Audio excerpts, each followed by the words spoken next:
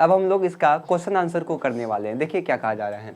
पहला क्वेश्चन, शिवाजी की तुलना भूषण ने किन किन से की है। तो आप लोग अगर चैप्टर पढ़े होंगे तो इसका आंसर आप लोग खुद से बता दीजिएगा। बताइए किन से किया है। इंद्र जी से,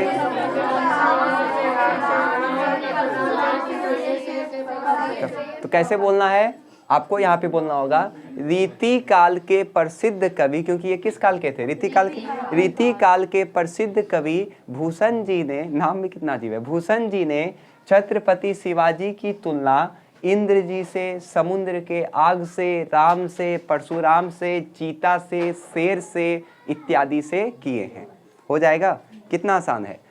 क्या बोले हम, रीति काल के प्रसिद्ध कवि भूषण जी ने छत्रपति शिवाजी राव की तुलना इंद्र से, समुद्र का आग, राम, परशुराम, चीता, शेर, पवन इत्यादि से किए हैं। हो जाएगा। एक बार हम थोड़ा सा पूछते हैं, बताइए इंद्र का किस पे राज है, बादल पे, यम पर। समुद्र का आग का किस पे राज है, पानी पर, जल पर। राम का रावण पर, परशुराम का, चीता का मृगझुंड पर। उसके बाद आपका शेर का हाथी पर, पवन का, है ना आसान। तो यहाँ तक में किसी को कोई दिक्कत, आगे बढ़िए। शिवाजी की तुलना भूषण ने मृगराज से क्यों की। शिवाजी की तुलना भूषण ने मृगराज से क्यों की। तो मृगराज जो होता है, शेर जो होता है, वो जंगल में सबसे शक्तिशाली जानवर हाथी को भी क्या कर देता है, मार देता है ना। उसी प्रकार से शिवाजी जो है, उसका दुश्मन कितना भी ताकतवर क्यों ना हो, वो उसको क्या कर देता है, मार देता है। आए समझ में, कैसे बोलना है इसको ध्यान से समझिए। क्वेश्चन क्या है, शिवाजी की तुलना भूषण ने मृगराज से क्यों किया। तो इसमें आप लोगों को बोलना है, जिस प्रकार से जंगल का सबसे भारी भरकम और शक्तिशाली जानवर हाथी को जंगल का राजा शेर मार गिराता है, चाहे वो कितना भी शक्तिशाली क्यों ना हो, उसी प्रकार से छत्रपति शिवाजी राव के दुश्मन चाहे कितना भी शक्तिशाली क्यों ना हो, वो उसको क्या कर देता है, मार देता है, पराजित कर देता है। इसलिए रीति काल के प्रसिद्ध कवि भूषण ने शिवाजी की तुलना मृगराज से किया है। आए समझ में, लिख लीजिएगा। आगे देखिए क्या कहा जा रहा है, छत्रसाल की तलवार कैसी है, वर्णन करें। तो यदि आप इसका थोड़ा देर पहले जो हम आपको पढ़ाए वो अगर आपको याद होगा, तो हम आपको बताए थे कि छत्रसाल का तलवार जैसे ही मयान से निकलता है तो किरण के तरह चमकता है, प्रलय आ जाता है। जिस प्रकार से सूर्य का प्रकाश या सूर्य अंधेरे को फाड़ देता है, उसी प्रकार से जो छत्रसाल का तलवार है वो हाथी के गर्दन में लगा हुआ लोहे के जंजीर के जाल को भी तोड़ देता है और दुश्मनों का गला को भी काट देता है। आए समझ में। अगला क्वेश्चन है, भूषण रीति काल की किस धारा के कवि हैं, वे अन्य रीति काल कवियों से कैसे विशिष्ट हैं। देखिए, रीति काल में जो भी कवि हुआ था, उनका कविता में श्रृंगार रस देखने को मिलता है। श्रृंगार रस मतलब श्रृंगार का उसमें विशेषता बताया जाएगा, श्रृंगार उसमें होगा। लेकिन इकलौता भूषण जी ऐसे कवि हैं जो रीति काल के होने के बावजूद भी इनका कविता में कौन सा रस दिखता है, तो वीर रस दिखता है। ये वीर का ही ना कहानी था, छत्रपति शिवाजी राव फिर आपका छत्रसाल, वीर ही ना था ये। बोलिए समझ में आया कैसे बोलना है इसमें आपको। भूषण रीति काल के वीर रस धारा के कवि थे। अगला क्वेश्चन, वे अन्य रीति काल कवियों से कैसे विशिष्ट। तो पैराग्राफ चेंज करके आप बोलिएगा, रीति काल के कवि या रीति काल में श्रृंगार रस का प्रधानता होती है। रीति काल में श्रृंगार रस की प्रधानता होती है। कवि अपने कविताओं में श्रृंगार रस का झलक को रखते हैं, किंतु भूषण जी रीति काल के कवि होने के बावजूद भी उनके कविता में वीर रस देखने को मिलता है ना आसान। अगला देखिए क्या है, इसमें आपको व्याख्या करने कहा जा सकता है। क्या कहा जा रहा है, लागती लब की कंठ बैरिन के नागिन सी, रुधि रिझावे दे दे मुंडन की माल खो। तो बताइए ये पहला कवित से है या दूसरा कवित से है, दूसरा। अभी जस्ट आप लोग पढ़े। तो इसमें आपको क्या बोलना है, प्रस्तुत कवित या पद भी बोल सकते हैं। प्रस्तुत कवित रीति काल के प्रसिद्ध कवि भूषण जी के द्वारा लिखा गया है। क्लियर है यहाँ तक में। प्रस्तुत कवित भूषण जी के द्वारा लिखा गया है। अगर इसको बढ़ाइएगा तो ऐसे बढ़ाइए, प्रस्तुत कवित रीति काल के प्रसिद्ध कवि भूषण जी के द्वारा लिखा गया है। उन्होंने इस कवित्त में किसका विशेषता के बारे में बताया है? छत्रसाल की तलवार की विशेषता के बारे में वर्णन किया है।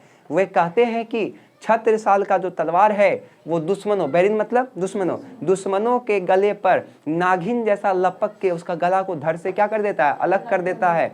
और जैसे मानो वो क्या करता है? शिव जी को उसका मुंडन मतलब सिर को प्रसाद के रूप में चढ़ाता है। आए समझ में? शिव जी कंकाल देखे होंगे पहनते हुए, शिव जी को कंकाल लिख लीजिएगा ना। कैसे लिखना है एक बार फिर से समझिए। प्रस्तुत कवित्त भूषण जी के द्वारा या फिर रीति काल के प्रसिद्ध कवि भूषण जी के द्वारा लिखा गया है।